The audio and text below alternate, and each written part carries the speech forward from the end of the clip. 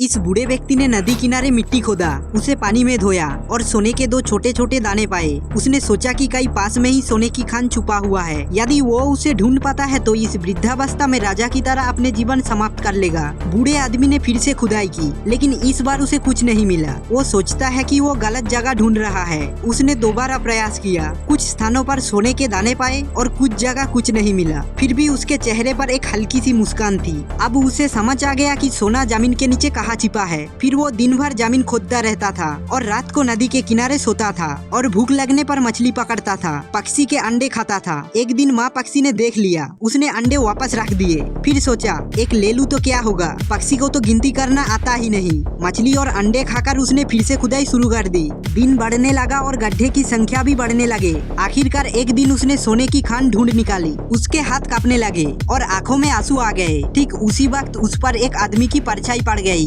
उसके आंखों में लालच थी और हाथ में बंदूक। बूढ़े की आंखों में अब डर था। वो हथौड़े की तरफ देखने लगा, लेकिन बंदूक पहले चल गई। बूढ़ा आदमी गिर गया, खून उसके पूरे कमीज पर फैल गया। आदमी गड्ढे के किनारे बैठकर सिगरेट जलाने लगा। उसने सोचा बूढ़ा मर जाए फिर ही वो गड्ढे में उतरेगा, लेकिन लालच ने उसे चुपचाप बैठने नहीं दिया। वो गड्ढे में उतर गया। ठीक उसी वक्त बूढ़ा उछलकर खड़ा हो गया। बूढ़े ने मिट्टी उठाकर आदमी के चेहरे पर फेंक मारा, फिर बंदूक छीनकर उसने एक गोली चला दिया। लालची आदमी जमीन पर गिर पड़ा। बूढ़ा धीरे धीरे गड्ढे से ऊपर आया। बूढ़े की शरीर पूरे खून से भीगा हुआ था, लेकिन चेहरे पर जीत की मुस्कान थी।